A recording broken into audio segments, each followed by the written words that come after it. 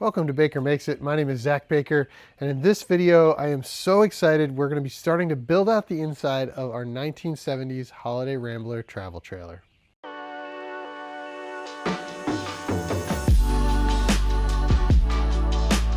This project's taken 5 years to get to where we're at, and there's a lot of different things that went into this. So check out some of the projects that we've already done to get to where we're at today.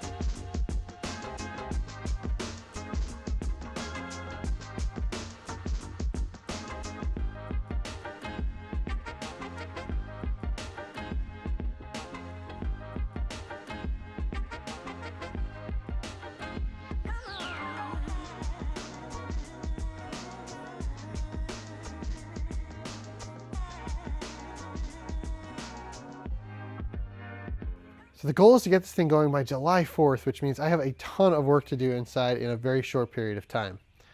We're going to be setting up a little makeshift cabinet shop in my garage, and we're going to start building the walls and the cabinets that are going to pull this together. Once that happens, we can start with the wiring, the plumbing, and all the other systems that are going to make this thing function the way it needs to. So stick around. This should be a great video watching this thing start to come together on the inside. First up's our bathroom walls. So I'm going to work on getting this back wall in first because that's going to have some plumbing and some wiring in it. And then we'll start coming around the corner and piecing together what we can here.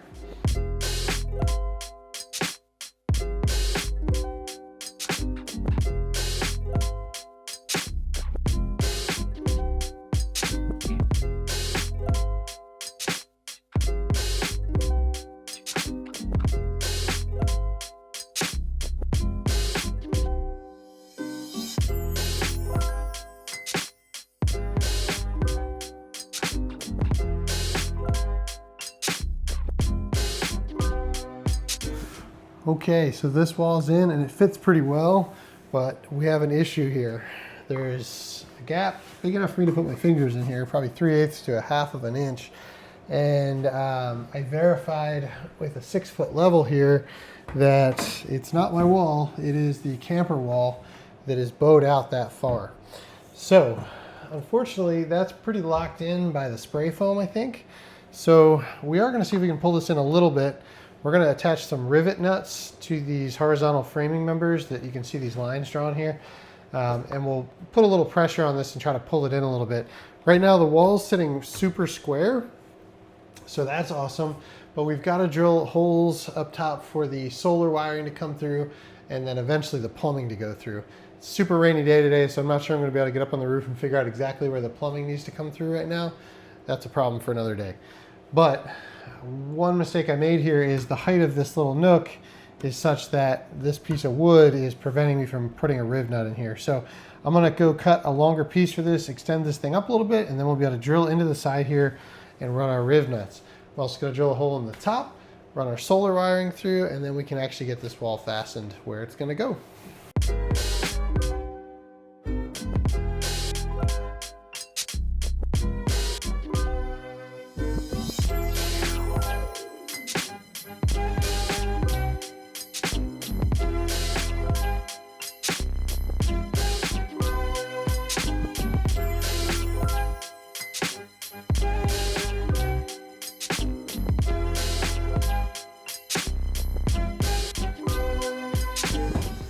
Okay, this is attached top and bottom, and it's pretty decent for plumb. It's a little hard to get everything perfect in here because nothing is really perfect. The floor is not totally flat.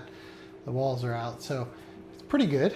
I was a little off on where my solar comes in, but it's workable. So now what we got to see is if we tighten these, is this wall going to pull in? And I'm really not sure. So let's give it a shot and we'll see what happens here.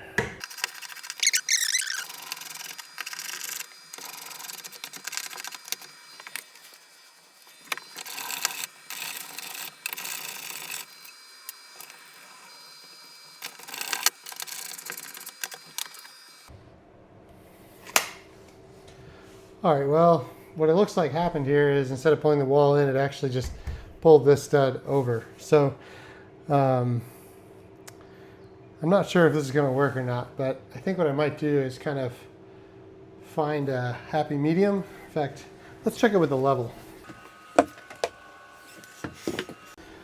Okay, so the level says that pulled it in maybe 1/8 to 1/4.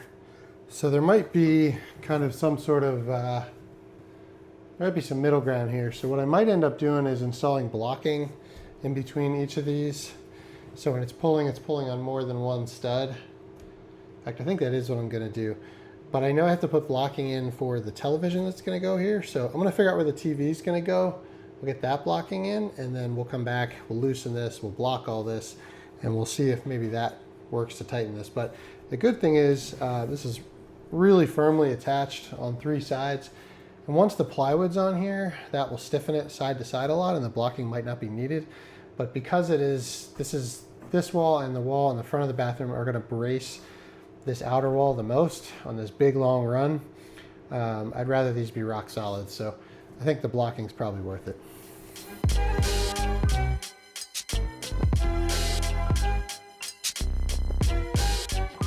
Okay, I added some blocking here to try to stiffen this up, and I retightened those bolts, and it is much better. I've got about 1/8 of an inch deflection on the center of this here. So probably what I'll do is when I put the plywood on, I'll loosen those 2 bolts one more time and put the plywood on, and then I'll tighten it up after all the glue dries.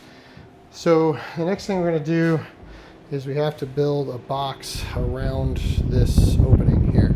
So we're gonna frame this out a little on the ground and take this up to the ceiling.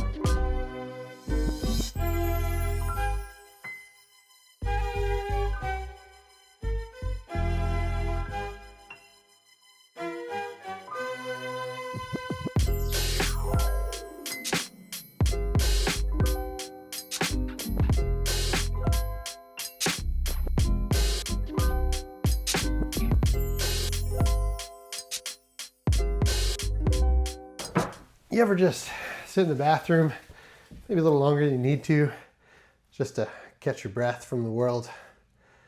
Yeah, me neither. My wife watches these. I don't do that.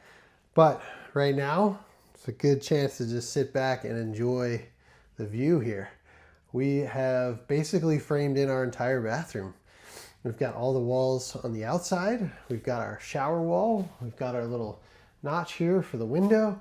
We even have the shower valve installed, the shower head installed. Gotta make a couple changes there down the road, but this is nearly framed. We've got to add some blocking still for the shower curtain that's eventually going to go in, and then I'm going to put a block over here for a fuse panel that's going to control all the all the lights in the bathroom, and just a couple other really minor things. But otherwise, this is framed.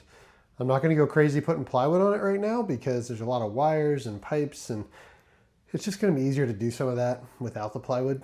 So I think what I'm going to do for now, I'll cut these blocks, get them in, and then we're going to do a massive cleanup out here. It's just a complete mess. And so we'll clean up, and we're going to start bringing some stuff in to figure out how the rest is going to go. We've got the water tank, the solar charger, the inverter charger, all kinds of electronics, the batteries, all that. We're just going to get in the back, and we're going to start figuring out where's everything going to go. So I don't want to get too far ahead of myself with building something that's not going to work down the road. So stand by, we're going to get this cleaned up, and then we'll start figuring out our layout for under the bed.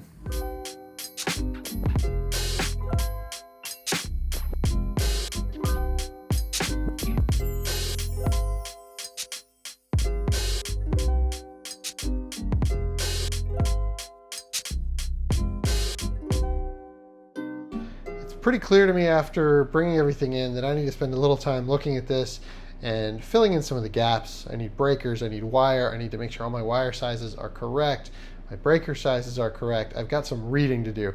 I got to go through all the instruction manuals for all these chargers I have.